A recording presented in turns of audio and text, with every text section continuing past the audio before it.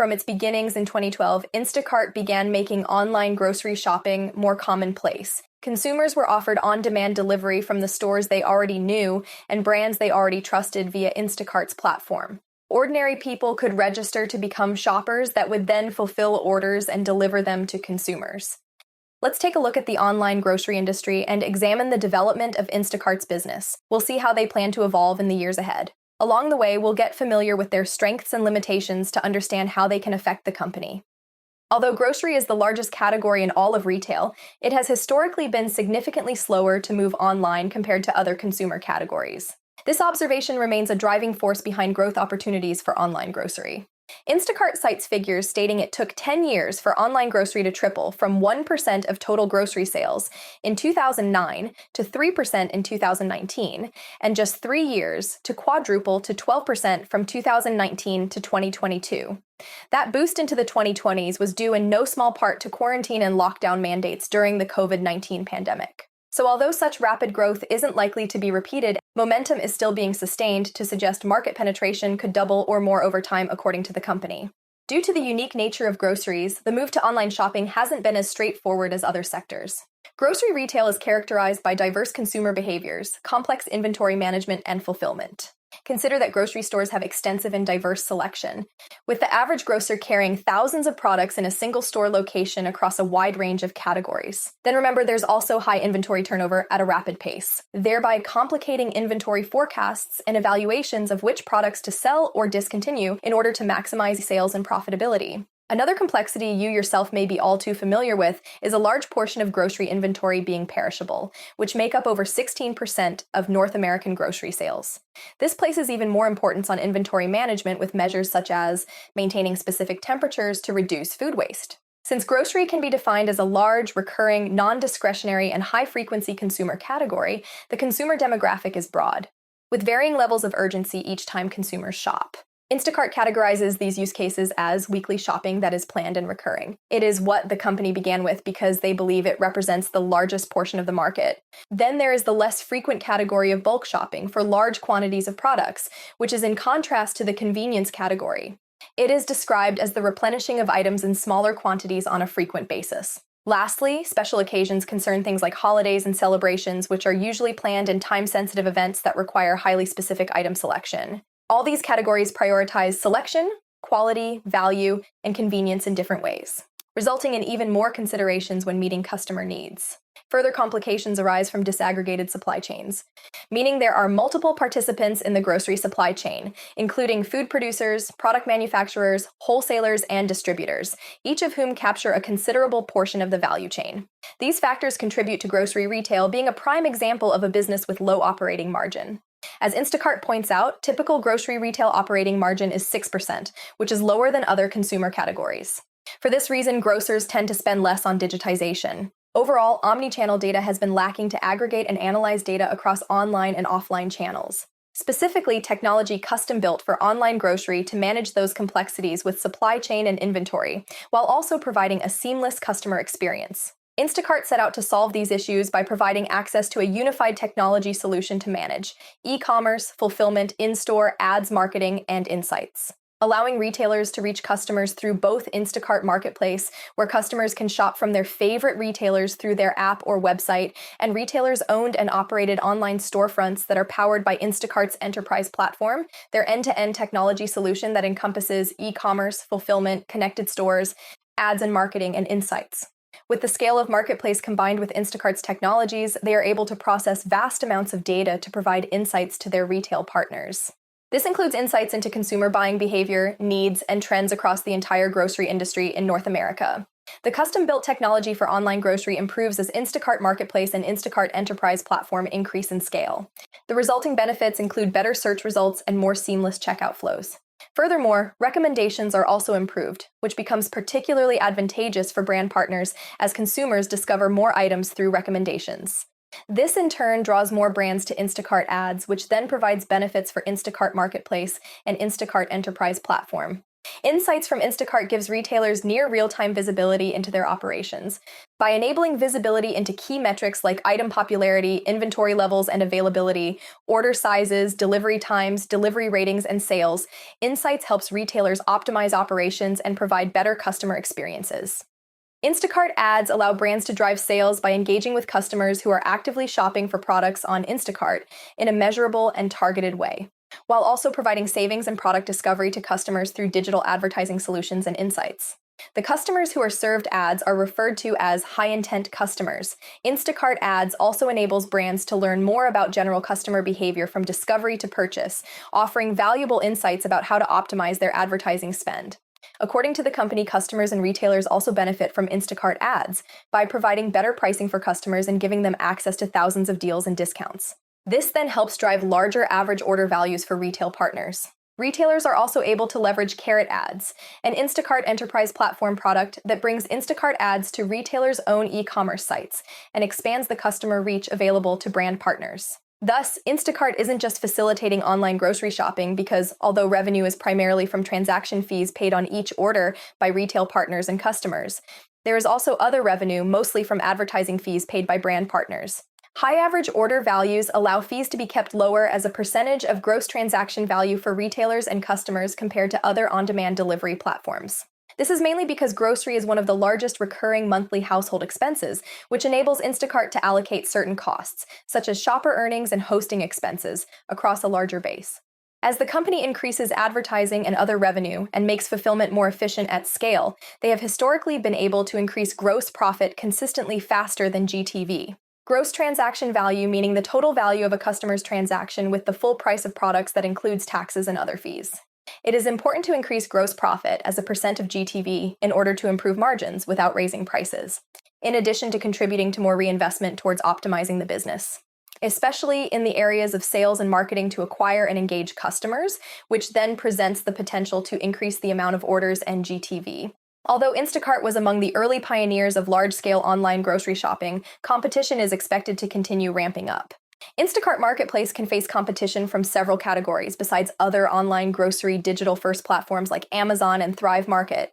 These include brick-and-mortar retailers that have their own digital and fulfillment offerings such as Target and Walmart, companies that provide e-commerce and fulfillment services for third parties, including retailers, whether online or offline, such as DoorDash, and companies that offer direct-to-consumer ingredient or meal offerings such as Blue Apron or Misfits Market.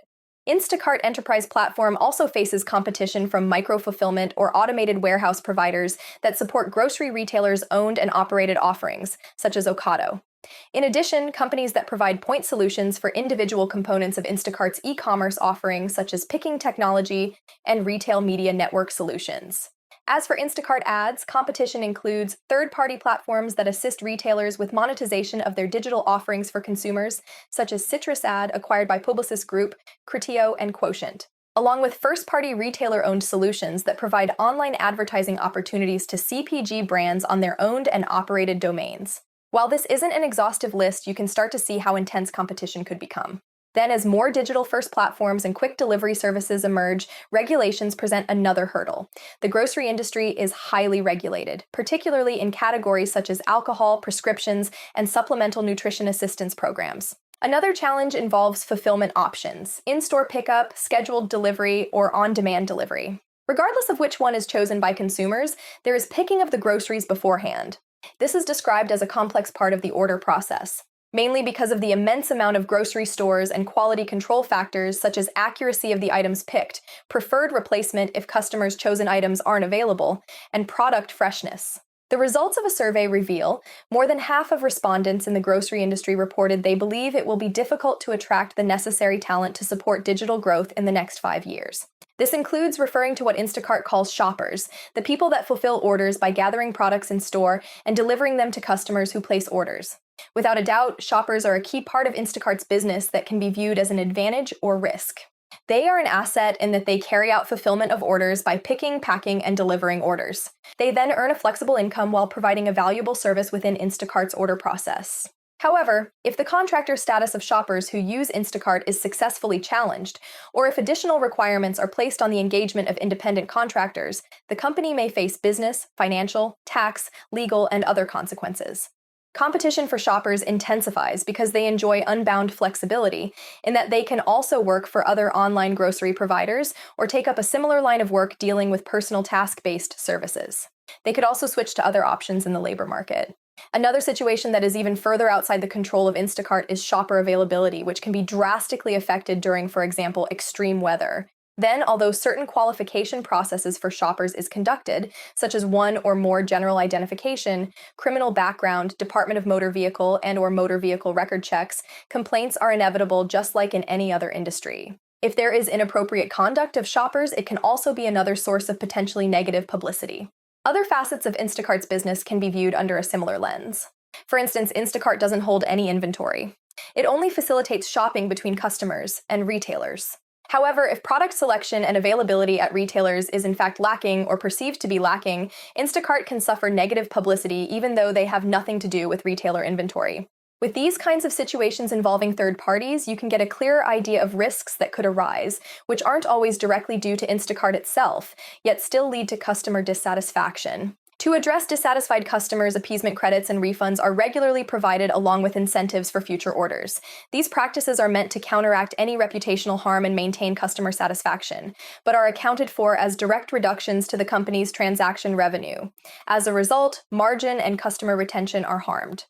In the years ahead, Instacart plans to keep growing by acquiring more customers, increasing the number of retailers they partner with, and deepening relationships with existing retail partners, while at the same time increasing advertising revenue. In order to bring more customers to retail partners, investment will go towards incentives and marketing to expand the customer base and maintain engagement with existing customers.